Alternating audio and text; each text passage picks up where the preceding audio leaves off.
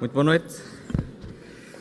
Senhor Presidente do Congresso, Senhor Presidente da APDC, Senhora Presidente da ANACOM, minhas senhoras e meus senhores, antes de mais nada é um prazer estar aqui porque a APDC tem sido sempre e tem sido essencial para um debate alargado sobre este setor, bem como para a promoção da inovação em Portugal e por isso mesmo penso que este tipo de congressos são fundamentais também para continuar este debate e para a APDC continuar a desempenhar este papel importantíssimo. Já agora, pegando nas palavras do Pedro Santos Guerreiro, nunca há concorrência a mais, ou seja, a concorrência é sempre saudável. Um dos problemas que nós tivemos em Portugal nos últimos anos e durante várias décadas foi que tivemos setores demasiado protegidos. Esse foi o problema.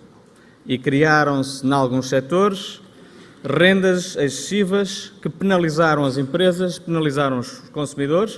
Portanto, nós o que estamos a fazer neste momento é dar mais músculo e independência aos reguladores, enquanto aumentamos e tentamos fomentar a concorrência em vários setores. Não estou a dizer que este é o caso das telecomunicações, mas certamente um dos nossos princípios diretores é claramente aumentar a concorrência na economia portuguesa, porque aumentando a concorrência da economia portuguesa nós estamos a fomentar a produtividade, estamos a fomentar a competitividade e estamos a aumentar a sustentabilidade da economia portuguesa, nomeadamente ao nível do crescimento económico que todos, obviamente, almejamos. Eu vou fazer uma comunicação em duas partes. A primeira parte vou falar um bocadinho de comunicações, depois eu vou falar um bocadinho sobre o nosso plano, o que é que nós entendemos que nós precisamos de fazer para voltar a crescer em Portugal. Mas vou começar então pelo setor das comunicações. As comunicações e as tecnologias de informação são um instrumento fundamental de suporte à atividade das empresas e à vida dos cidadãos e têm sido, obviamente, uma importante fonte de crescimento económico e um motor de progresso social. Na atual conjuntura económica ou financeira, importa dirigir um olhar sobre a economia que vá para além do diagnóstico e da mera crítica e que permita identificar novas oportunidades e rotas de crescimento através do desenvolvimento de novos modelos de negócio e soluções inovadoras. É este o desafio que se coloca ao setor e é este o caminho que potencia a competitividade e a criação de emprego, desígnios que são absolutamente prioritários para o nosso país. Recordo que o setor das comunicações tem um peso significativo no nosso PIB, cerca de 3%, e representa uma importante fonte de emprego. De acordo com a informação disponível, o valor acrescentado bruto gerado pelo setor atingiu cerca de 4 mil milhões de euros. Também, de acordo com essa informação, o número de postos de trabalho nas telecomunicações, atingiu, em cerca de 2010, os 17 mil postos de trabalho, representando cerca de 0,3% do volume total. Temos hoje em Portugal, no setor das comunicações eletrónicas, um mercado completamente liberalizado, competitivo e muito dinâmico. Portugal dispõe de bons indicadores de penetração de comunicações móveis, quer no que diz respeito à voz, quer no que respeita à banda larga. Portugal dispõe ainda de ampla cobertura de redes de banda larga fixa, que abrangem quase toda a população portuguesa e uma percentagem muito elevada da população rural. No entanto, a penetração de serviços de banda larga fixa continua abaixo do que seria desejável, ou seja, continua abaixo da média europeia. Os operadores têm investido consideravelmente em infraestruturas, incluindo redes de nova geração, que constituem suporte de uma oferta cada vez mais variada de serviços. Estes serviços permitem novas experiências de comunicação e de acesso à informação e novas e mais eficientes formas de trabalho, bem como a prestação de serviços públicos de caráter inovador. Com efeito, o investimento no setor, medido em percentagem das receitas, corresponde ao quinto mais alto da União Europeia. Aliás, em termos de redes de alta velocidade, é sabido que Portugal se encontra muito bem posicionado nos diversos rankings dos países europeus, nomeadamente em termos de casas passadas com fibra óptica. Aliás, esta é uma das questões que nós devemos não só valorizar, mas também divulgar. Muitas vezes as empresas nos dizem que ficam absolutamente surpreendidas com a qualidade da nossa infraestrutura e é importante que, obviamente, utilizemos esta infraestrutura para potenciar o setor, bem como maior inovação ao nível da nossa economia. A capacidade de inovar, de gerar produtos e tecnologias transacionáveis, de puxar pelas PMEs e pelas entidades do Sistema Tecnológico Nacional, são características desse setor que devem ser aprofundadas pelos players do mercado. Minhas senhoras e meus senhores, no setor postal, a nova lei postal, aprovada em abril, veio completar a liberalização do mercado. Como resultado, temos agora um setor liberalizado, no qual importa promover a concorrência e promover uma regulação eficaz. O setor postal é um instrumento essencial de desenvolvimento económico e de coesão social, ao qual se encontram ou se colocam novos desafios e incentivos à inovação. Com efeito, o decréscimo do tráfego postal e a crescente substituição tecnológica que se verifica impõe a criação de novos modelos de negócio que vão ao encontro das novas necessidades dos clientes e que criem valor. A par desta evolução, importa garantir um serviço público de qualidade que chegue a todos os cidadãos de forma não discriminatória e que seja, ao mesmo tempo, sustentável no interesse dos utilizadores. Convicto de que devemos criar as condições necessárias ao desenvolvimento do mercado e ao reforço da concorrência, à promoção do investimento e da inovação e à garantia da prestação de um serviço universal de qualidade, este Governo implementou já um conjunto de medidas essenciais para o setor.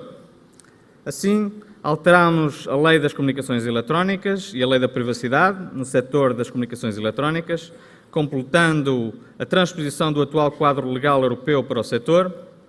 Acompanhámos a realização do leilão do espectro, que abriu caminho ao lançamento dos serviços 4G, já disponíveis no mercado e que irá permitir o reforço da cobertura de banda larga móvel no país. Reduzimos o valor das taxas de utilização de frequências, lançámos os concursos para designação do próximo prestador ou prestadores do Serviço Universal de Comunicações Eletrónicas, processo que se ainda encontra a decorrer.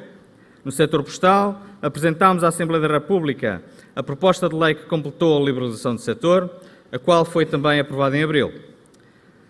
Mas não só. Continuamos a trabalhar para ter um setor mais competitivo. Estamos a monitorizar a execução de 4 contratos já celebrados para a construção de redes de nova geração, tendo por fim atingir a cobertura das zonas rurais em 2014 e esperamos celebrar em breve o contrato relativo à região autónoma da Madeira. Estamos a rever a Agenda Digital Nacional, com especial enfoque na criação de medidas para implementar e incrementar a utilização de banda larga e o desenvolvimento do mercado único digital. No setor postal, está em curso a revisão do contrato de concessão do Serviço Universal e de mais regulamentação aplicável. Está prevista ainda, como é sabido, para 2013, a privatização dos CTTs. Esperamos, com todas estas medidas, criar condições para que se gere maior valor no setor e para que este continue a ser uma referência no panorama nacional e internacional em termos de investimento e inovação, mesmo em tempos difíceis. Queremos menos Estado na economia, mais e melhor regulação e um Estado a cumprir o seu papel de remover obstáculos ao crescimento. Ou seja, nós queremos criar as condições para termos em Portugal uma verdadeira sociedade de oportunidades, onde desde as pequenas e médias empresas às grandes empresas possam competir no mercado interno, mas também no mercado global. A grande pergunta, que obviamente é transversal não só a este setor, mas ao resto da economia portuguesa, é, sabendo que Portugal já está em crise há cerca de 12 anos, como é que nós, nomeadamente numa altura em que estamos a viver a maior crise do último século e que estamos a viver uma crise europeia sem precedentes nas últimas décadas, como é que nós vamos voltar a crescer? O que é que podemos fazer para voltar a crescer?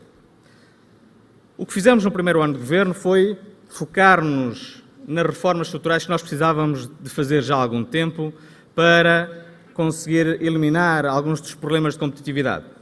Ainda hoje, em Conselho de Ministros, foi aprovado um pacote de medidas essencial para aumentar a competitividade da economia portuguesa. Como? Tornando a justiça mais célere, fazendo uma profunda reforma do sistema de justiça e, obviamente, diminuindo o número de pendências, contribuindo para diminuir o número de pendências e fazendo com que a nossa justiça seja uma justiça mais lesta. Para além destas reformas essenciais, Levamos a cabo não só a reforma laboral, como os licenciamentos industriais zero, nova lei da concorrência, criação da reforma do capital de risco público, entre muitas outras reformas. Não vou amassá-los com as reformas, que, sinceramente, não vou elencar este número todos. Mas não interessa, o que interessa neste momento é, no fundo, dizer que as reformas que Portugal tinha a fazer ao nível legislativo, o que Portugal tinha a fazer para eliminar alguns dos constrangimentos que tinham vindo a diminuir o crescimento económico nos últimos anos, essas reformas estão feitas. Falta concluir a reforma dos licenciamentos, falta concluir esta guerra total à burocracia, que impede que Portugal seja um país mais amigo do investimento e, principalmente, faz com que procedimentos excessivos fomentem fenómenos como a corrupção e fenómenos que são menos claros, muitas vezes, para os próprios investidores. Isso tencionamos concluir até o final deste ano e o primeiro trimestre do próximo ano, declarando, como eu disse, esta guerra total à burocracia e eliminando tudo que seja procedimento excessivo que nós consigamos identificar. Mas, obviamente, não basta. As reformas são importantes, a consolidação orçamental é importante para conseguirmos melhor acesso aos mercados, mas um acesso aos mercados por si só e as reformas por si só não nos vão devolver o crescimento económico, pelo menos não tão rapidamente como nós desejaríamos. Por isso mesmo, nós estamos a trabalhar em incentivos ao investimento arrojados que Portugal precisa por uma simples razão. Nos últimos 10, 12 anos, Portugal tem atraído muito menos investimento nacional, mas também, principalmente, investimento estrangeiro, do que outros países da União Europeia, nomeadamente na Europa de Leste. Isso acontece não só porque o alargamento da Europa de Leste, obviamente, criou oportunidades para esses próprios países em atrair parte do investimento da Europa Central, mas também porque Portugal tem sido pouco competitivo na atração deste investimento. Ao criarmos incentivos financeiros e fiscais muito fortes para a atração de investimento, estamos a pôr, ou iremos pôr Portugal no mapa dos investimentos estrangeiros, fazendo com que, no pacote das reformas estruturais, Portugal se torne bastante atrativo para os investidores que queiram olhar para a Europa. Mas para além desses investimentos e para além desses incentivos ao investimento, precisamos também de apostar numa nova estratégia para o crescimento do país. Durante várias décadas, Portugal e a Europa também negligenciou os seus setores produtivos. Durante muito tempo mantivemos a ilusão que se consumisse ou deixássemos deslocalizar as nossas indústrias para outras partes do mundo, que se nós não tivéssemos agricultura, que se não tivéssemos indústria, não haveria problema porque ou os serviços ou a deslocalização das empresas para setores de mais baixos salários ia fazer com que nós pudéssemos consumir produtos a mais baixo custo. Esta ilusão foi uma das grandes razões que nos levou à crise atual. Uma crise onde temos um desemprego sem precedentes, onde temos uma das maiores vagas imigratórias das últimas décadas, onde temos taxas de poupança muito baixas, historicamente baixas, onde temos uma posição internacional de investimento, uma dívida externa historicamente alta também. Por isso mesmo, nós temos que inverter aquilo que correu mal nos últimos anos. Temos que voltar a apostar no setor produtivo, temos que voltar a apostar na nossa agricultura, nas nossas pescas e principalmente na nossa indústria. É isso que nós estamos agora a lançar, e estamos a lançar um grande debate nacional para que todos possam participar numa estratégia de fomento industrial entre 2013 e 2020. Entendemos que somente indústria e bons serviços, juntamente com uma estratégia para a exploração mais eficiente dos nossos recursos naturais, nomeadamente dos nossos recursos geológicos, nos poderão devolver o caminho do crescimento, a criação de riqueza e a criação de emprego. Para que tal aconteça, não só iremos reforçar os mecanismos de incentivo ao empreendedorismo e inovação, através do Programa Estratégico para o Empreendedorismo e Inovação, que tenta incorporar muitos dos princípios que são defendidos exatamente aqui pela APDC já há algum tempo, mas também termos várias metas muito concretas sobre o desenvolvimento do país. Entendemos que, primeiro, nós temos que, em 2020, a nossa indústria deve totalizar ou deve ser responsável por cerca de 20% do nosso PIB. Neste momento, a indústria é simplesmente responsável por cerca de 12, 13% do PIB, é um valor muito baixo, e quando olhamos para as economias portuguesas, as economias europeias, percebemos muito claramente um dos grandes erros que nós cometemos. Países como a Alemanha, países como a Áustria, países como a Suécia, têm um peso da indústria superior a 20%, muitas vezes superior a 25%. Porquê? Porque estas economias não se deixaram desindustrializar como outras economias deixaram e, obviamente, agora, mantendo a sua competitividade, estão muito mais fortes para enfrentar os desafios do mundo global. Mas, para além do objetivo de termos 20% do PIB ser responsável, do setor industrial ser responsável por 20% do nosso PIB, em 2020 nós queremos que Portugal exporte pelo menos 50% do seu PIB.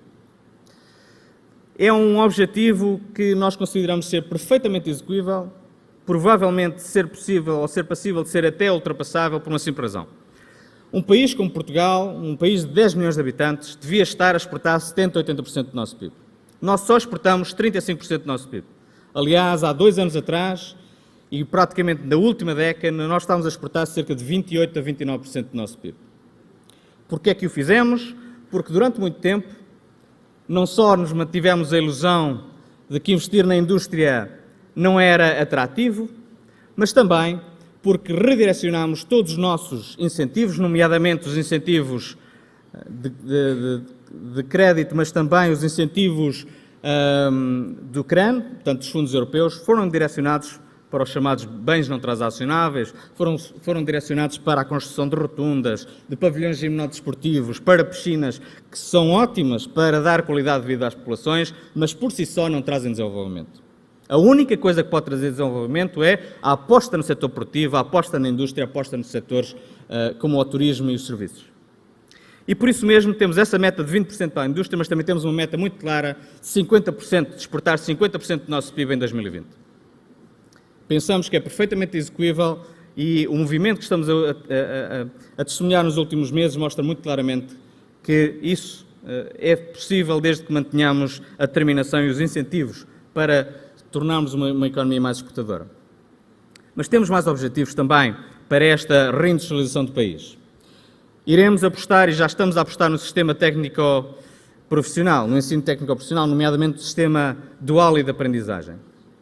No ano passado, havia 19 mil jovens no sistema dual e de aprendizagem. Este ano, nós aumentamos em 50% o número de jovens no sistema dual e de aprendizagem. Uma das vantagens de ter o emprego no Ministério da Economia é porque nós, quando olhamos para o emprego, olhamos para a produtividade, olhamos para a competitividade e, principalmente, olhamos para a qualificação e formação. E, por isso mesmo, redirecionamos os fundos comunitários para a formação dos nossos jovens, nomeadamente para o sistema dual e de aprendizagem.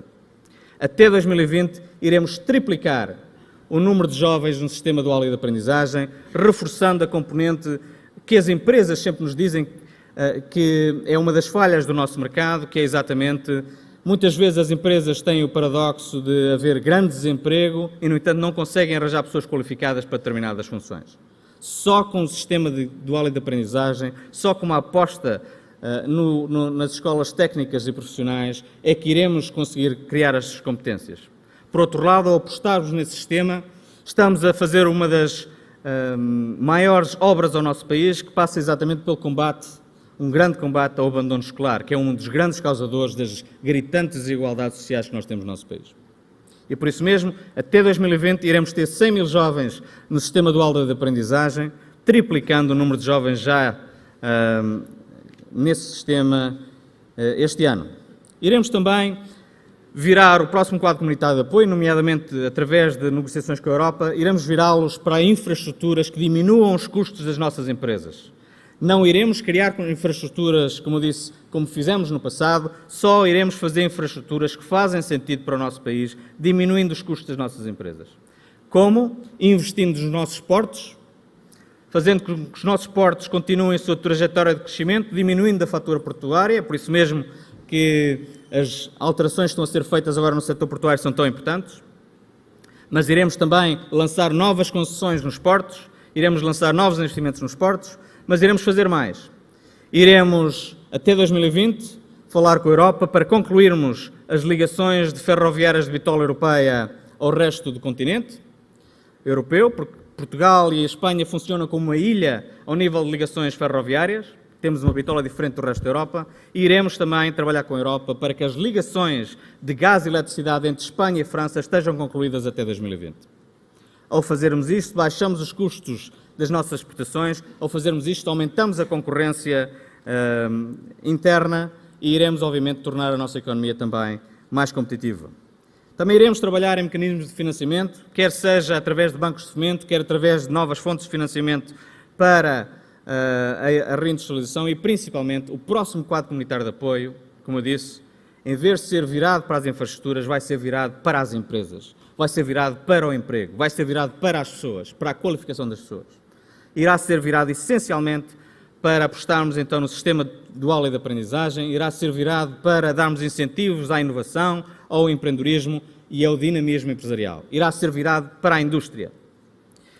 Iremos também, através da eventual criação de um banco de fomento, virar este banco de fomento também para a industrialização e para a exportação.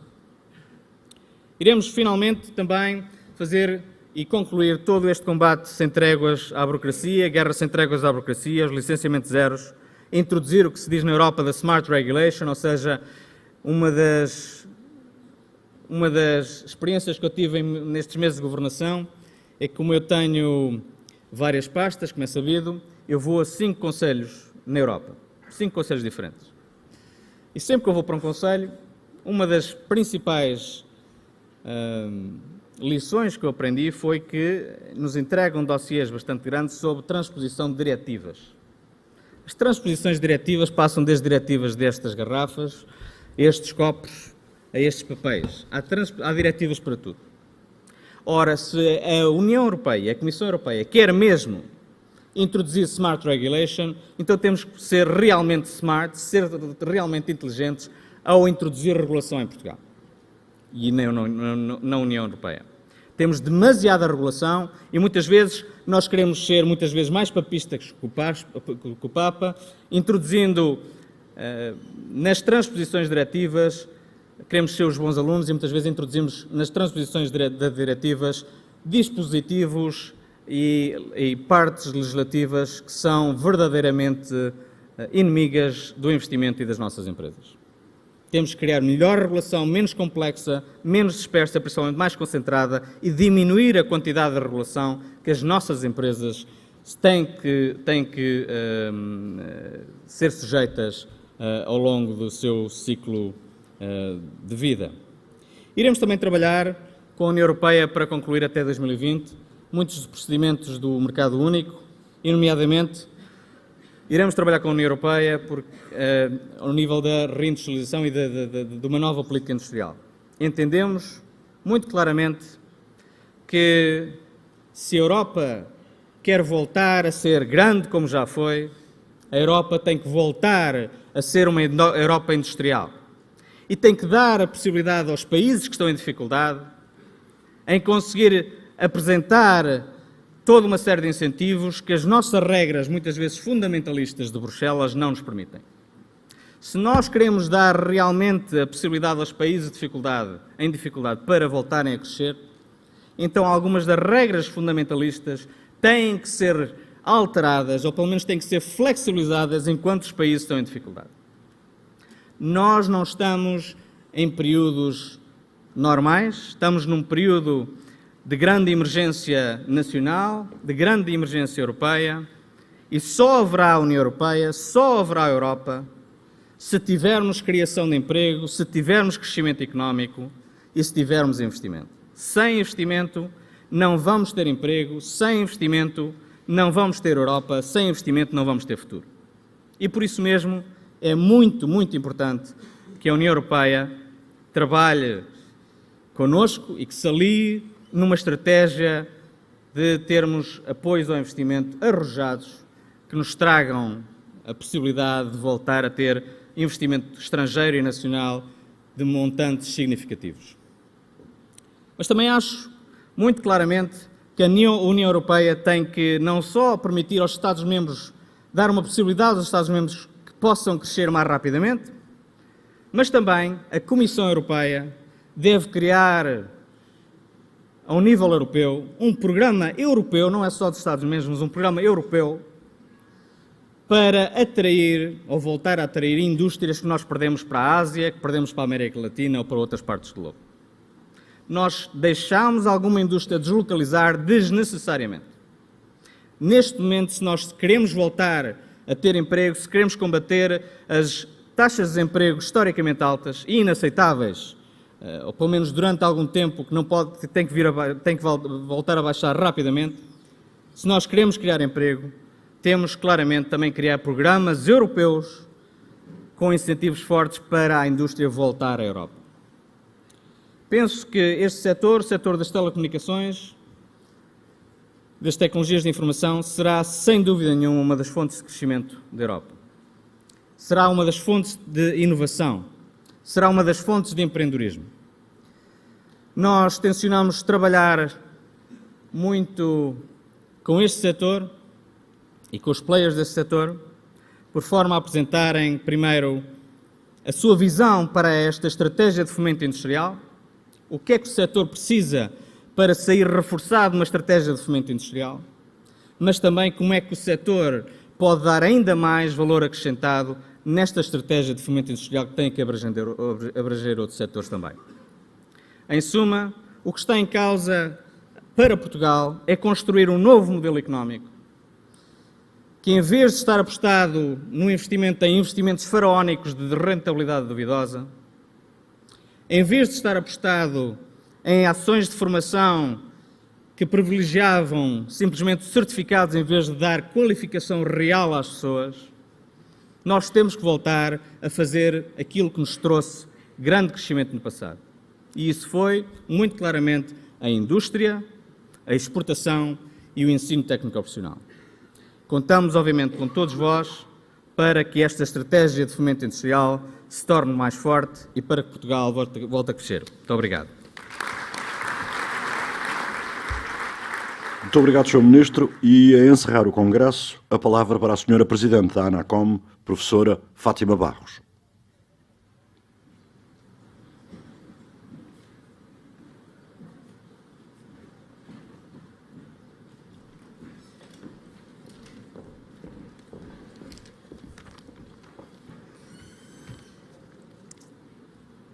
Muito boa tarde.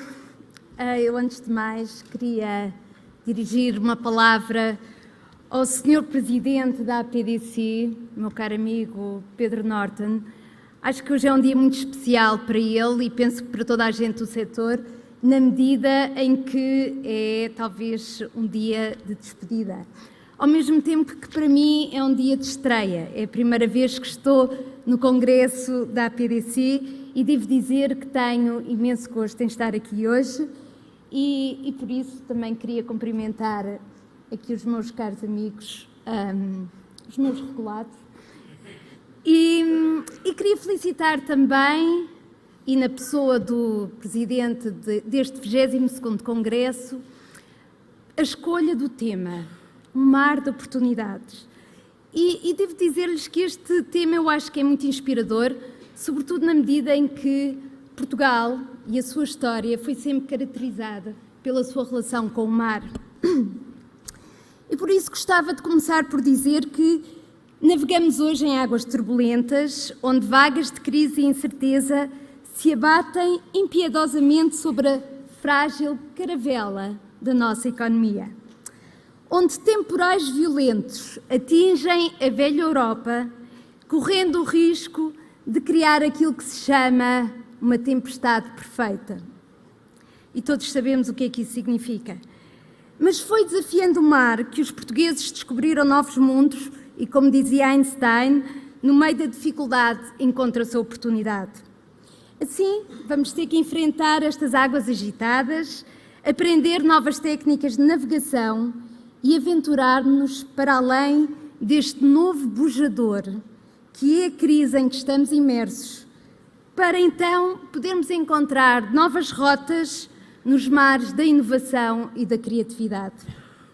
E o setor das comunicações em Portugal é, sem dúvida alguma, um dos setores que melhor aproveitou os ventos da mudança. Eu não preciso de fazer mais elogios ao setor, já vimos, enfim, elogios por parte dos membros do painel, o próprio Sr. Ministro acabou de dizer tudo aquilo que havia para dizer de um setor do qual todos nós nos orgulhamos, e por isso o que podemos dizer é que fomos um setor que rapidamente adotou as novas tecnologias, e devo dizer-lhes, na minha curta experiência ainda como reguladora do setor, que internacionalmente o nosso setor é sempre referido como um exemplo de inovação, como um exemplo de investimento nas áreas das infraestruturas, mas também devo-lhes dizer que somos citados também como um exemplo em termos de medidas regulatórias.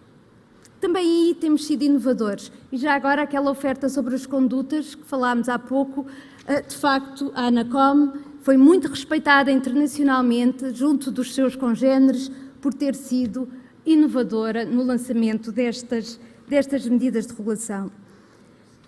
Falando como regulador, não posso deixar de referir que o setor é, do ponto de vista regulatório, aquele que apresenta maiores desafios, porque de facto a inovação e a tecnologia, a inovação na tecnologia, nas aplicações, avança a uma velocidade espantosa. Os modelos de regulação do passado são hoje questionados face à incerteza quanto aos desenvolvimentos do mercado no futuro. O grande desafio do regulador é antecipar as oportunidades e os riscos que o mercado irá enfrentar nos próximos anos. Antes de mais, a regulação tem que assegurar, de uma forma estável, os objetivos definidos para o curto prazo na promoção da concorrência, mas, ao mesmo tempo, temos que assegurar um ambiente propício ao investimento e à inovação nas redes, nos aparelhos e nos serviços. Tudo isto assegurando um level playing field para os operadores, que estimula a entrada de novos players e que garanta aos consumidores o acesso a serviços de qualidade, mas com preços competitivos. Estas questões tornam-se muito pertinentes no contexto da promoção, do desenvolvimento, do acesso às redes da nova geração. Os objetivos da Agenda Digital, definida pela Comissão Europeia para 2020, são extremamente ambiciosos, implicam investimentos avultados numa indústria que é, como sabemos, das mais capital-intensivas. Mas estes investimentos exigem também taxas de rentabilidade sustentáveis que são difíceis de assegurar num setor que é, sem dúvida, marcado também por um nível de risco e incerteza bastante elevados. O dilema coloca-se agora na necessidade de incentivar investimentos avultados em banda larga num contexto de incerteza face à procura de serviços que requeiram velocidade elevada e face ainda à incerteza quanto à disponibilidade do consumidor para pagar por esses serviços. Sabemos que, apesar do elevado número de casas passadas com fibra, a percentagem de utilizadores está ainda aquém daquilo que seria desejável. Não vou entrar aqui em questões de dados, porque não vamos entrar aqui mais polémicas sobre se os dados estão certos ou não, mas o que eu gostava de lhes dizer é uma coisa, para além dos teenagers e dos earlier adopters, que são sempre ávidos de maiores capacidades e largura de banda, em termos de particulares, a procura tem crescido a um ritmo mais lento para a generalidade dos consumidores. Há pouco mencionávamos o caso dos Estados Unidos, onde de facto o vídeo através da internet teve um enorme sucesso e através disso promoveu a utilização da banda larga. O mesmo não tem acontecido na Europa. Isto tem criado esta expectativa sobre o que é que vai acontecer em termos da procura. Será de esperar que no futuro, e é isso que todos esperamos que venha a acontecer, o crescimento acelerado do tráfego de dados venha a promover a procura de banda larga de elevado débito, sobretudo com o desenvolvimento de novas aplicações. Esta preocupação é partilhada com a Comissão Europeia, que pretende, até ao início de dezembro, divulgar um draft com recomendações que visam a promoção do investimento em banda larga. Esse draft será partilhado com os reguladores europeus, que terão a oportunidade de o discutir na próxima reunião do BEREC, o órgão que reúne os reguladores europeus de comunicações eletrónicas. Essa reunião terá lugar no início de dezembro. A ANACOM tem tido um papel ativo no BEREC, procurando influenciar as decisões europeias e, sobretudo, sensibilizar a Comissão Europeia para a necessidade de cada agência regulatória nacional ter espaço para adequar as recomendações e diretivas às idiosincrasias dos seus países.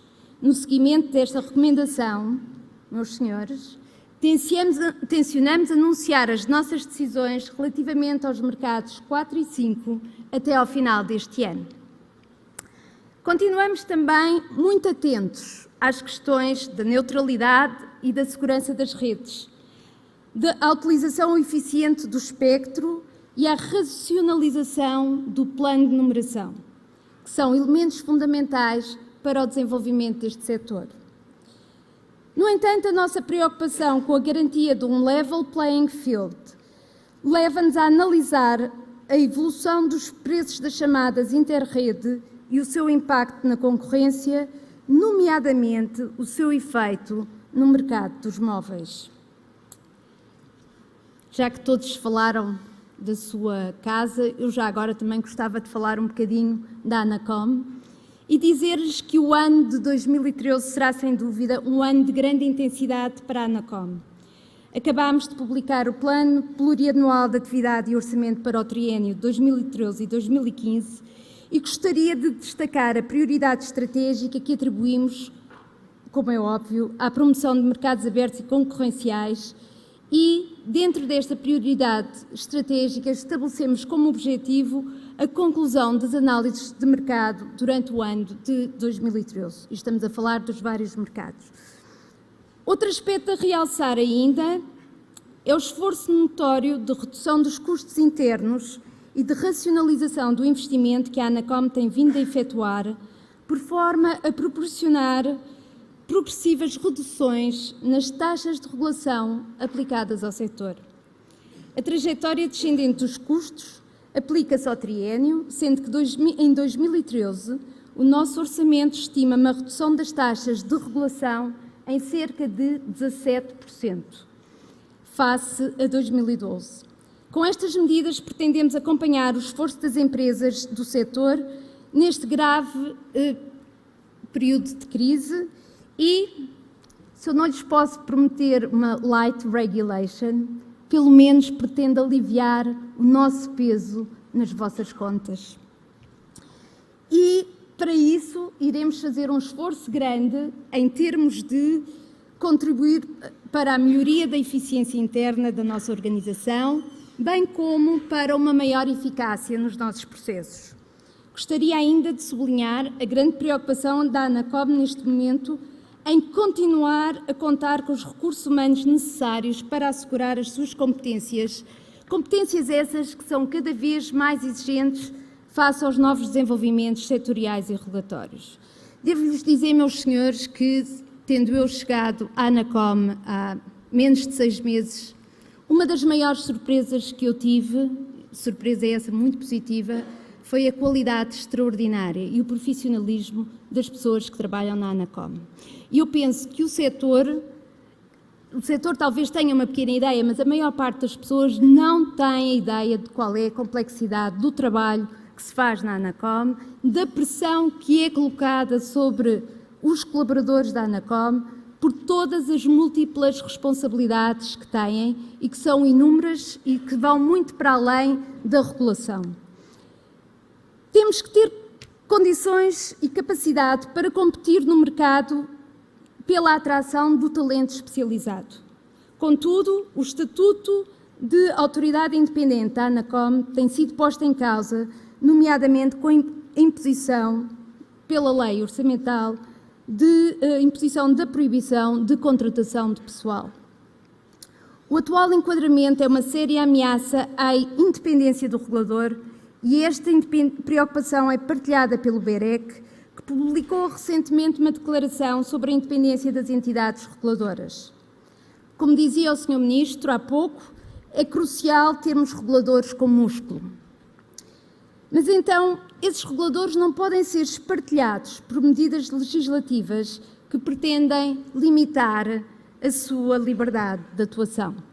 E, portanto, estamos neste momento a lutar para que não sejamos metidos num colete de forças, seja ele fraquinho ou não, mas eu penso que é também do interesse do setor que o regulador tenha capacidade para ser forte e, sobretudo, tenha capacidade para desempenhar as suas funções. Vivemos um mar de turbulência, mas é um setor fascinante e quem diz sou eu que acabei de chegar, é um setor extraordinário, com pessoas extraordinárias, que se picam umas às outras, mas que, no fundo, fazem um trabalho que é, de facto, um trabalho exemplar em termos e que projeta, no fundo, Portugal no mundo das tecnologias de informação. E porque falamos de um mar de oportunidades, eu queria só terminar e penso que não podemos falar de mar e de Portugal sem falar de Fernando Pessoa e da mensagem. Portanto, se me perdoam, só um minuto para ler um bocadinho de mar português. Tudo vale a pena quando a alma não é pequena. Quem quer passar além do bujador tem que passar além da dor. Deus ao mar o perigo e o abismo deu, mas nele é que espelhou o céu. Meus senhores, muito obrigada.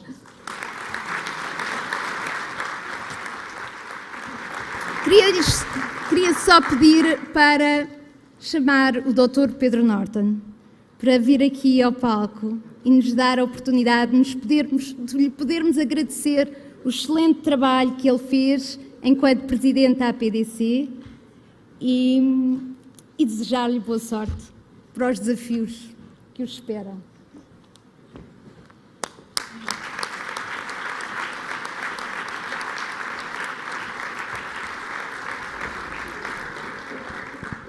Eu já tinha tentado mudar aqui o programa para não vos maçar, porque a hora já é adiantada, mas a minha amiga Fátima fez-me esta partida, de maneira que eu vou dirigir-vos umas curtíssimas palavras. Enfim, como todos sabem, como a Fátima já disse, como é público, como oportunamente eu anunciei, amanhã cesso as minhas funções à frente da direção da APDC. Eu, quando as assumi há 2 anos, prometi a mim próprio que as exerceria enquanto eu tivesse, quando sentisse que tinha condições objetivas para o fazer com a dedicação e com o profissionalismo que eu acho que os stakeholders deste setor têm o direito e, sobretudo, têm o dever de exigir de mim. Estas coisas gosto de parafrasear um amigo meu que diz... eu verdadeiramente nunca me senti que era presidente, sempre senti que estava presidente. Eu acho que se gostamos de fazer o culto de um mínimo de uma ética de responsabilidade, isso faz-se, como é óbvio, da entrega total ao exercício, no exercício dos vários desafios que a vida profissional e pessoal nos vai colocando, mas também tem que se fazer de um desprendimento mínimo que nos permita conservar a lucidez de, em cada momento, tentar sobrepor o interesse comum a uma também sempre legítima ambição pessoal. E, portanto, uma avaliação muito objetiva do esforço e da dedicação que os desafios profissionais que, entretanto, me surgiram levaram-me à conclusão, porventura óbvia para todos, de que a melhor maneira de servir à APDC neste momento era abrir o espaço para um novo ciclo. Eu despeço-me com a imodéstia, enfim, isto também não foi um concurso de modéstia, portanto, eu também me despeço com a imodéstia do sentimento de um dever cumprido. Tentei, ao longo destes anos, ser fiel à herança de um trabalho extraordinário que a minha equipa herdou, do Diogo Vasconcelos. Esforcei-me por alargar a ambição da APDC, por não deixar esmorecer a ambição, por fazer mais e fazer melhor todos os dias. Eu fiz por esquecer, em relação aos meus colegas da direção, que tinham o privilégio de trabalhar com gente que, enfim, tem outras profissões e, portanto, pedi deles coisas verdadeiramente improváveis e impensáveis, pedi-lhes uma dedicação extraordinária, uma pontualidade completamente de maníaco, e eles corresponderam sempre da melhor maneira, e eu gostava de, em suma, vos dizer que saio da APDC com, se é que saio, porque na verdade não saio da APDC, saio destas funções, largo estas funções, com uma certeza serena, que é a certeza de que esta casa tem um ADN de excelência e que ele é a maior garantia de que tudo vai continuar neste caminho ascendente que há várias direções a APDC tem prosseguido. Muito obrigado a todos pela oportunidade que tive em trabalhar convosco, em servir à APDC. Bem-haja.